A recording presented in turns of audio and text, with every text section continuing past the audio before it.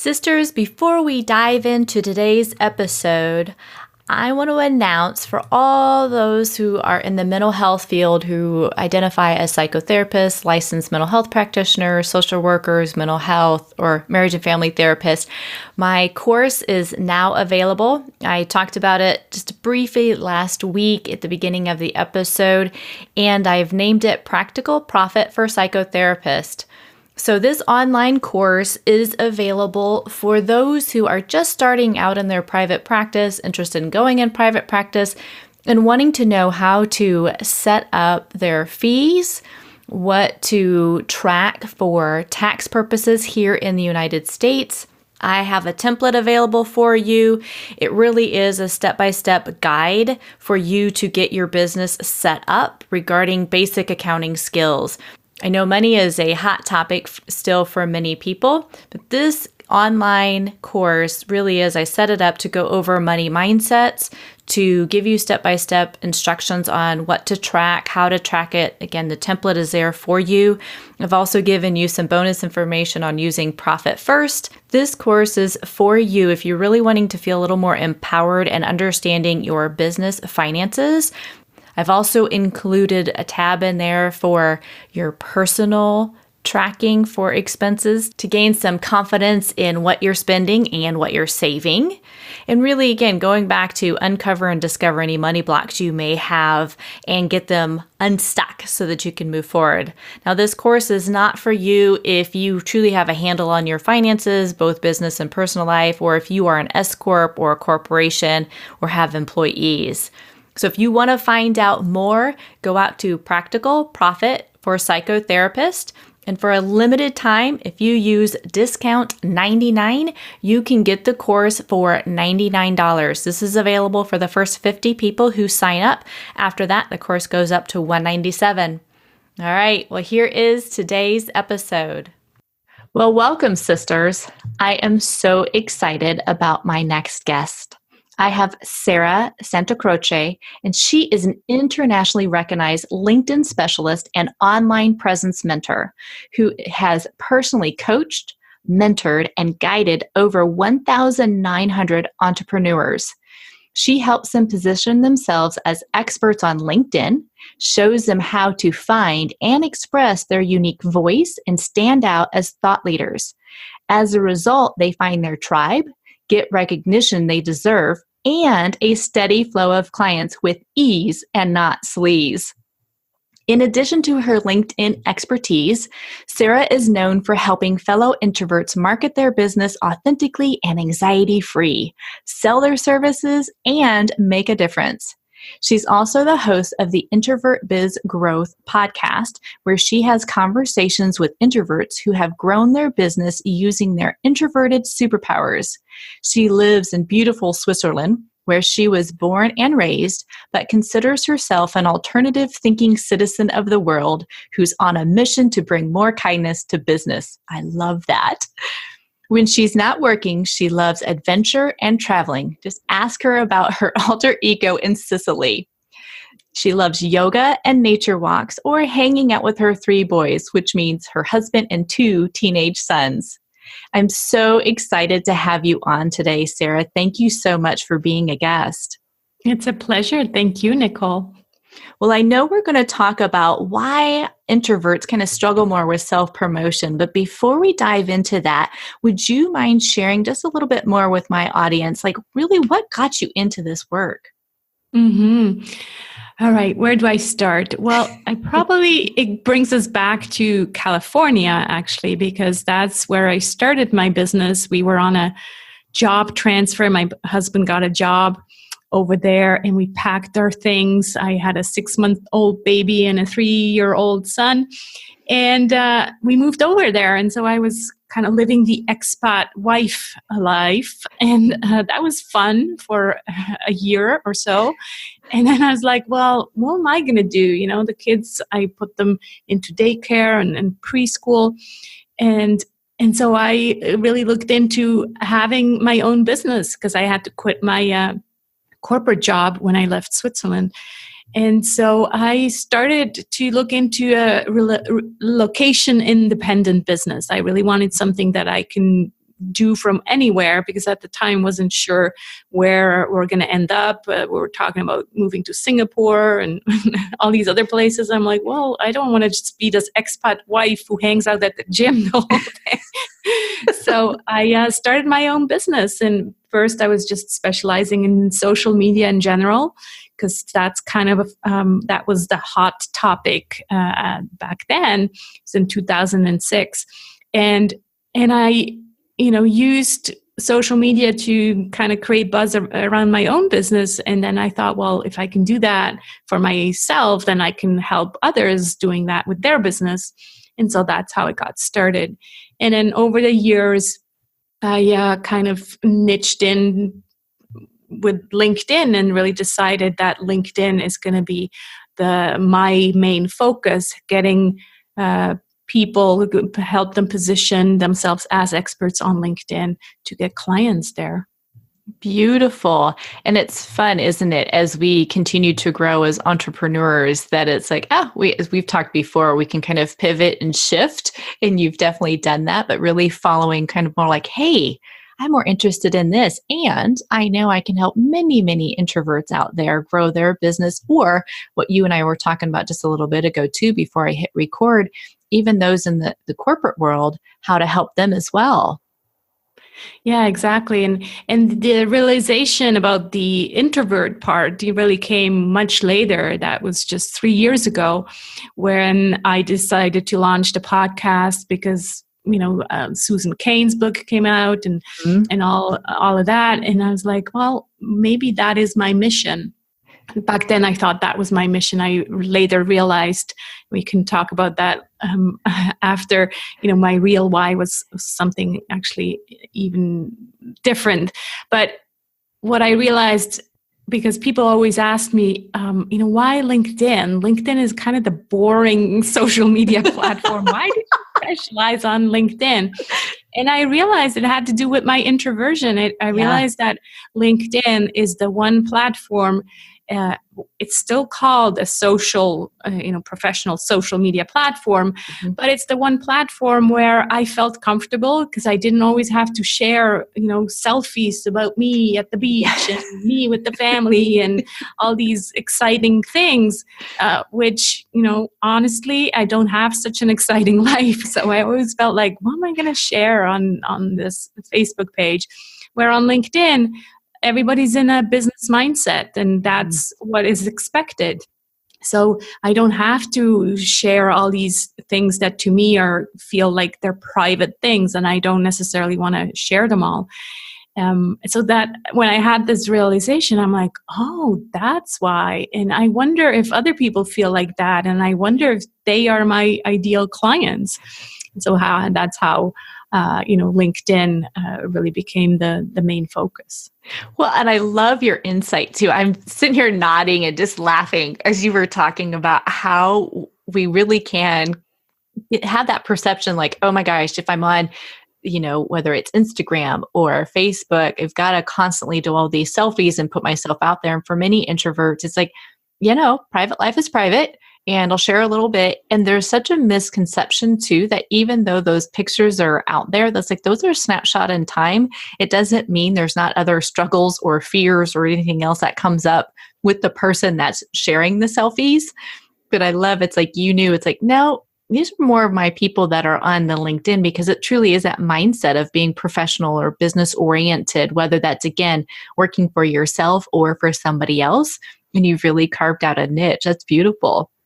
Yeah, it just felt always fake to me on Facebook or Instagram, and my fake, alert is kind of higher probably than other people's. I think in general, introverts, finding it difficult whenever something feels fake, and that's what it felt to me on Facebook or Instagram, and that's not who I want to be in business or in life, and so that's how this all came about. Yeah, I know you talk about in your podcast, right? It's when you market, it's doing marketing with integrity and authenticity. So I'm curious, what do you think, or what have over the years that you've been doing this with introverts and doing the marketing, whether it is on LinkedIn or other spaces, what are some of these top reasons you hear where they really struggle more with that self-promotion piece? What really does get in the way of that? Well, I think that the first thing is this fakeness. They feel like they're being fake when having to promote things. The other thing is, being the center of attention. Usually that's difficult for introverts. We much rather put the spotlight on other people rather than being in the center of attention. So that is probably the most difficult piece for introverts who run a business. They're like, what do you mean? I have to get out there and talk about myself and talk about my services and all of that. And I think it's really also a mindset shift when they actually do the inner work. And that's what I do in my anxiety-free marketing program. We go deep and we analyze why we're really doing what we're doing. It's the whole starting with the why, according to Simon Sinek, and finding out our values and finding out, what kind of clients fit us and not, what kind of clients do we fit. It's the other way around. It's focusing on ourselves. And once we do that work and we find out all these things, then it becomes less difficult to actually market ourselves or market our business, because we're doing it for different reasons. We're not always doing it with I have to sell kind of mindset, but it's just like I have something that I think can make a difference, and that's why I'm talking about it. And I'm talking about it in a way that I feel comfortable with it, and it's going to be true and raw. And I don't care if it's not like whatever every other guru tells you should be doing, right? Yes. I love that, man. I was shaking my head, yes, multiple times on that. I love it. And there is so much about truly, Simon is great on really connecting to the why, and how you're doing it is it's going in deeper with ourselves, right? When we really understand our own inner workings and who we are, it does help with that alignment of how we then put ourselves out there for our services. And you're serving your clients when you have been like what you did, right? You created your business from scratch. You're like, hey, if I'm going to be this expat, and I'm kind of going all over, I want to do something as well. And finding that niche and carving that in, it's like you do have a gift and a service to be able to serve others so that they don't need to struggle on their own to do this. And so part of business is marketing. It's like you don't have a business if you're not doing marketing. And you just found an area that really you can hone in on and helping other introverts really work through those fears. I love it, and do it authentically. Yeah, that's key. Even though this word authenticity is kind of overused, and it feels like there's marketing out there now that just it teaches you how to be authentic, and that's where that alert factor goes off again. I'm like, what are you doing here? Is this just trying to be authentic? Because you don't have to try to be authentic. You either are or you're not. Right. Same with vulnerability, by the way. Yes. I love, vulnerability, and yes, being more vulnerable, but if it becomes a marketing strategy, then yeah, that doesn't work for me either. It feels like people are kind of digging up these old stories to see, what can I share that is really vulnerable, so people are going to talk about it. And I'm like, oh, geez, you just lost me. I'm just switching podcast. I agree with you on that. I've watched some people over probably the last month or so that they've shifted how they've marketed. And there is like what you're talking about. It's like, I've got to really share the struggles I've been through. And it feels more as in my perspective, a gimmick than truly like, here's how I've grown. And no matter what your backstory is, how you can shift that and, let go of limiting beliefs. Yeah, it does. It feels more inauthentic than truly coming from a place of serving. Yeah. Yeah. Well, would you mind sharing maybe some kind of tips for people on how to really maybe use that LinkedIn, or if they are not on it, like what are some ways that they can begin to slowly get more comfortable with their connecting with that and promoting through LinkedIn? So LinkedIn is just like any of the other social media platforms. It's all about positioning yourself as the expert by sharing valuable content. That's really what it comes down to. That's how people nowadays make a decision whether they see you as an expert or not, right? It's the show me, don't tell me time. If you reach out to someone on LinkedIn, you connect with someone, and then immediately after you tell them, oh, hi, I'm Nicole. I'm working with introverts, and here's my coaching packages. Are you an introvert? Please connect with me. That's tell me. And that's not working anymore. And show me is by you sharing, valuable content like this podcast or, articles that you're writing. And that's show me. And it's up to me, the ideal client, to make my own opinion and decide whether I think you're an expert or not. And then when I want, I will connect with you or, tell you, hey, Nicole, I'd like to find out more about your services. So I think it really comes down to this valuable content and how you connect with people on LinkedIn. So just because it's a professional platform doesn't mean that you have to send out all these pitches to people that you connect with. That's not how, it's like those people who come to a networking event and immediately hand you their business card. It's not the kind of people that we want to talk to. We want to just first establish some kind of, I don't even call it small talk, but more like, a ground or a basis for a relationship. Yes. That's what it's all about. Yeah, I think that's key, right? Through that valuable content, your ideal client can read a little bit more about you, gain that understanding, like, wow, you really know what you're talking about in this area. But it begins a relationship just through them finding you and getting to know you online that way. And then if, the next step, whether they call you, email you, or however they connect with you, you continue to grow that. You have, like what you were saying, though, going back to like the networking, it's like, hey, here's my business card. You really need to work with me. It's like, I don't even know you. Who are you? Yes, exactly. And it's the same thing on LinkedIn. So there's this term that your listeners have probably heard before. It's called social selling, right? But I dislike that term so much that I turned it into social serving, because I think we're not selling on social media. There's I can't think of any example where an agreement has actually been made on social media, that you're going to work with someone. It's you're serving your audience, and then they make up their mind whether they want to work with you. And the selling comes after. It's separate. It's not on social media that we sell.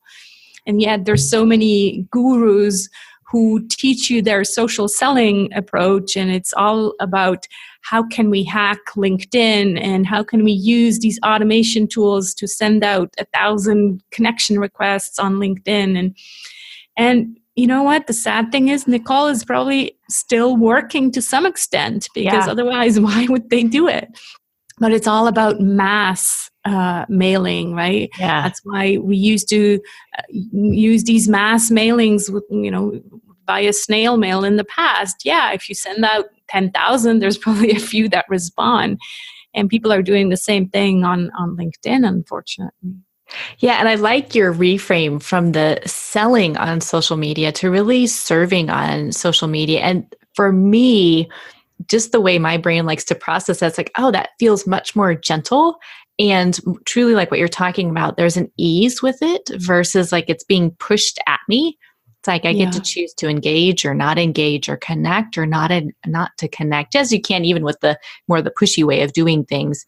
But it just feels different the way you're framing that. And it's just, it's a lovely way of doing business. What have been some other things that you have helped? I guess maybe it's more of the mindset stuff, but what are maybe one or two kind of tips to help my listeners really get through some of the fears or shifting their mindset when it comes to that self-promotion and being able to be seen and heard more? I know I just recently did an episode about, sometimes you need to acknowledge the fear and do it anyways so that you can grow your business. But what are some of the ways that you've kind of helped, or tips that you've worked with your clients regarding working through those mindsets of staying limited or behind kind of the fear mask?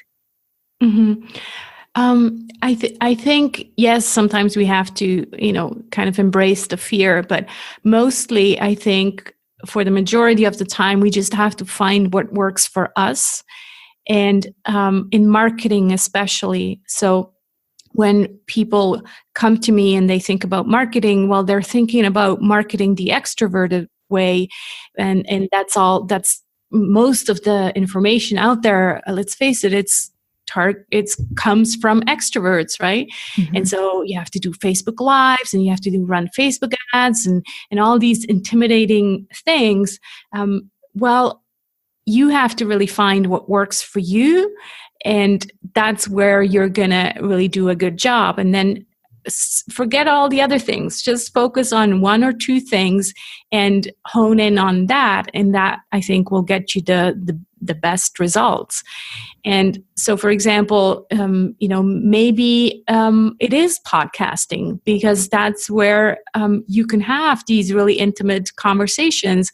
And the best thing, what I like so much about my podcast, is you're actually putting the spotlight on someone else. So you don't have to talk about yourself the whole time, but you're bringing in these guests, these experts, and you get to put the spotlight on them.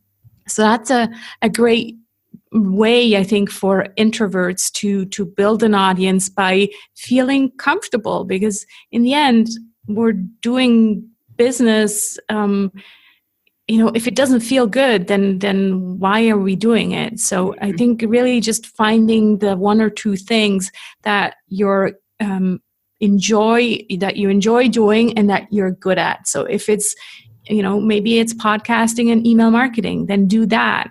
Nobody says that you absolutely have to do Facebook Lives, So I think it's really just embracing focus and saying, okay, I know I'm overwhelmed. Let me look at all the different options and just choose one or two, and that's going to be my focus.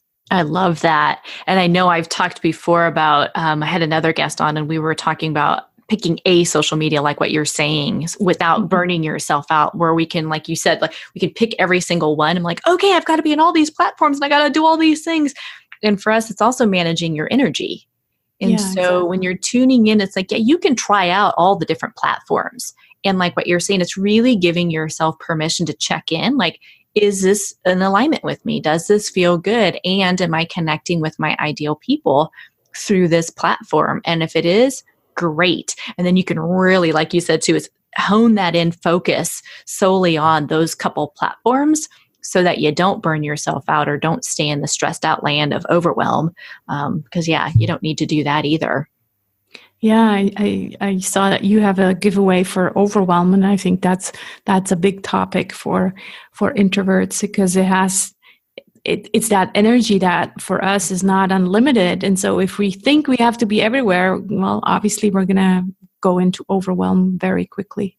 Right. And that it doesn't only impact your business, which is not only your bottom line, it impacts all your connections, right? So whether you're married or have a partnership, you have your kiddos, all of that energy gets depleted in one aspect, and then you don't have anything left over. So it is the nice checking in throughout the day, like, where am I at? What do I need right now in this moment? And is this working for me? So that you can manage that. Yeah. So important. Yeah. So I'm going to kind of turn this just a skosh a little bit. What has been over these years, what have been some of your self-care practices that have helped you as you've been, honing in on your own business and growing your kind of following through LinkedIn and your connections and doing your podcasting and being globally all over the place? What have been some of the things that you've done for your own self-care? Yeah, and I'm so glad you're asking that, because we talked about being vulnerable, and I want to just share that I've not always been good at taking care of my self-care.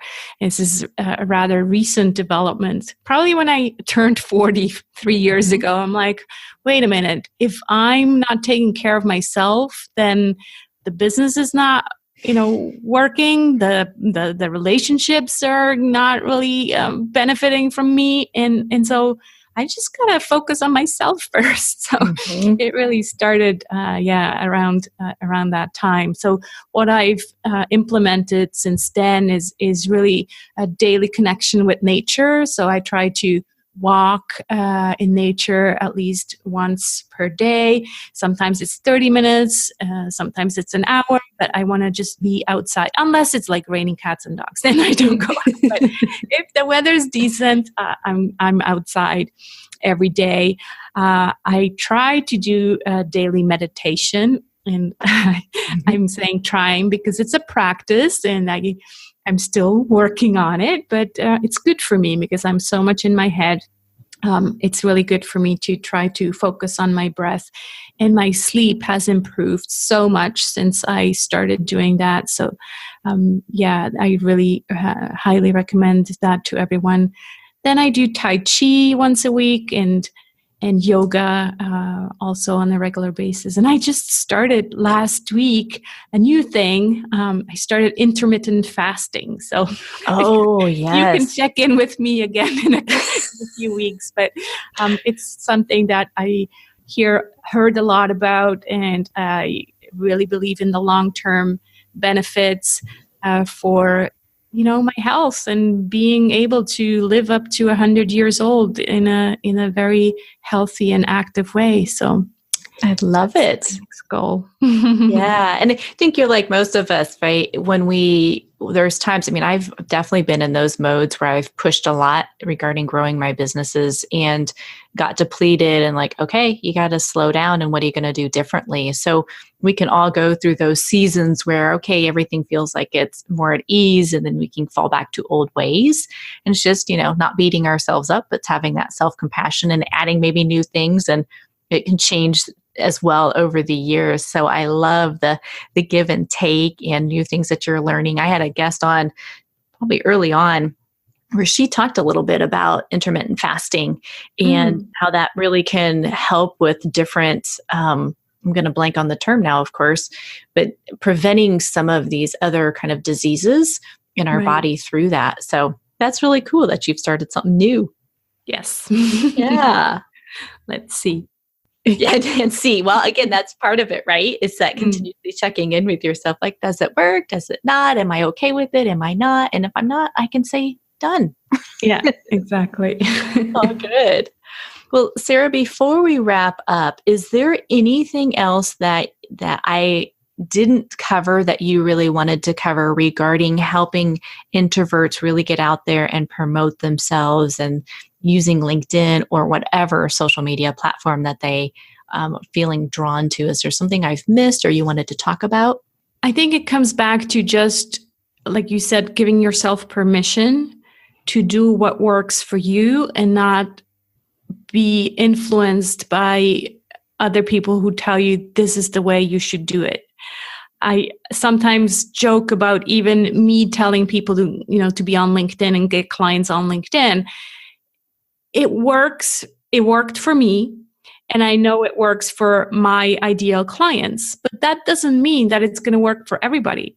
Mm-hmm. And so I have to trust in people making up their own rules and deciding whether it will work for them or not, right? Yes. And so I think that's applicable for every one of us. We have to really figure out what works for us. And do I want to do that? Does it feel good? What does my intuition tell me? Yes. Does feel good? What do I feel, right, when I do this?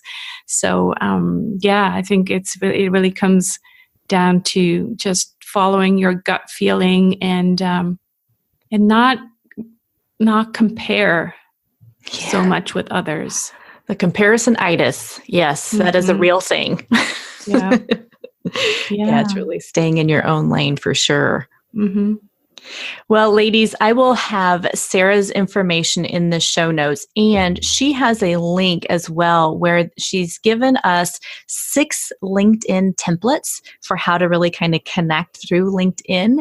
And again, I will have that link that she shared with me on the show notes. Sarah, I just want to say thank you so much for being on today and sharing your expertise and your journey of doing this business globally and really creating something that is making a difference, not only for you, but for the introverts of growing their business or being out there in the professional world and working for somebody, how they can do it in a way that honestly works for them.